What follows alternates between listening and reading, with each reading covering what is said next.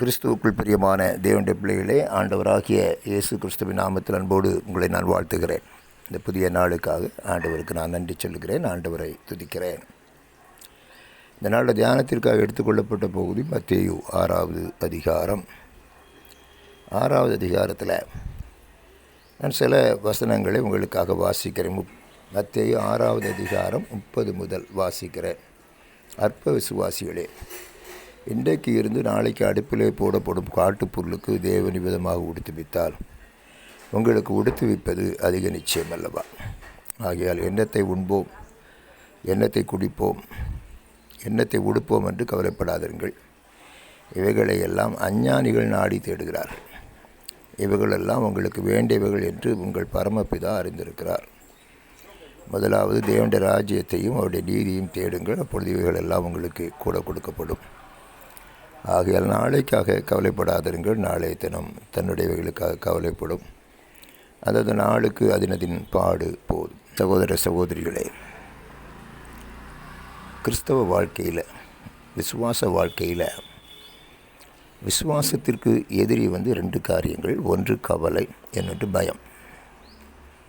இயேசு கிறிஸ்து இந்த 2ஐயும் நம்ம விட்டு நீக்கி போடும்படியாக அவர் சொல்லுகிறத பார்க்கலாம். நமக்காக என்ன செய்கிறார் என்பதை அவர் சொல்லுகிறத இந்த 6வது அதிகாரத்தில் நீங்கள் பார்க்கலாம். அது ஒரு வார்த்தை அற்ப விசுவாசிகளே. அதுக்கு என்ன அர்த்தம்னா விசுவாசம் இல்லாதவர்களே அப்படின்னு அர்த்தம்.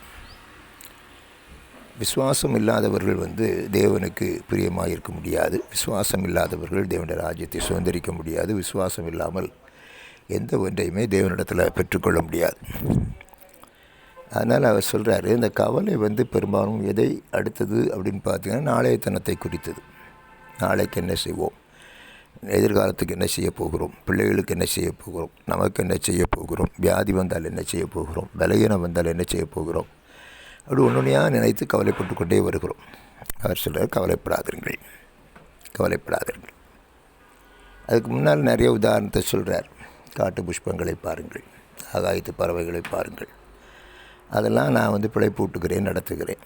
உங்களை நடத்துவது அதிக நிச்சயம் அல்லவா என்பதை ஆண்டவர் சொல்லிக் கொடுக்கிறத பார்க்கிறோம். கவலையை விட்டு ஒழித்து விடுங்கள் என்று சொல்லுகிறார். அவர் சொல்கிறாரு, அந்தந்த நாளுக்குரியதை அந்தந்த நாள் பார்த்து கொள்ளும்.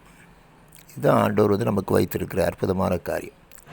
இந்த நாளுக்கு நமக்கு என்ன தேவையோ, எவைகள் சந்திக்கப்பட வேண்டுமோ, எவைகளை கர்த்தர் பார்க்க விரும்புகிறாரோ அதை கர்த்தர் பார்த்து கொள்ளுகிறார். அதனால் நீங்கள் கவலைப்படுறதுக்கு ஒன்றுமே இல்லை அப்படின்னு சொல்கிறார்.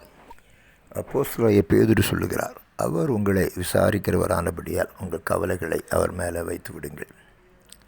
இப்படி பாடுகளை ஏற்றுக்கொள்வதற்கு அவர் இருக்கிறார். சங்கீதக்காரர் சொல்கிறாரு, 55:22 சொல்கிறாரு, உங்கள் பாரங்களை எல்லாம் அவர் மேலே வைத்து விடுங்கள், அவர் உங்களை ஆதரிப்பார் என்று சொல்லுகிறார். பவுலடியார் சொல்கிறார், பிலிப்பியர் 4:6, ஒன்றே குறித்து நீங்கள் கவலைப்படாமல் எல்லாவற்றையும் குறித்து நீங்கள் தேவனுக்கு ஸ்தோத்திரத்தோடு தெரியப்படுத்துங்கள் என்று சொல்லுகிறார்.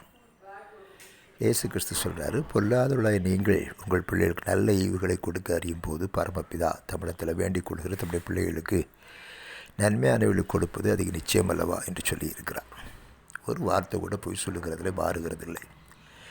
முழுவதுமாக ஆண்டவரை நம்புவோம். இதுக்கு ஒரே ஒரு ரெமெடி என்னென்னா கர்த்தரை நம்புவது மாத்திரம்தான், கர்த்தரை சார்ந்து கொள்வது மாத்திரம்தான். நீங்கள் நான் ஜீவனுள்ள தேவனை ஆராதிக்கிறோம்.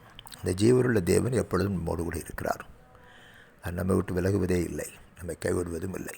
அவரை முற்றிலுமாக சார்ந்து கொள்ளுவோம். கவலைகளுக்கு முற்றுப்புள்ளி வைப்போம். விசுவாசத்தில் முன்னேறி செல்வோம். கர்த்தர் நம்முடைய வாழ்க்கையில் மகிமையானவைகளை செய்வார். ஆமேன், ஆமேன்.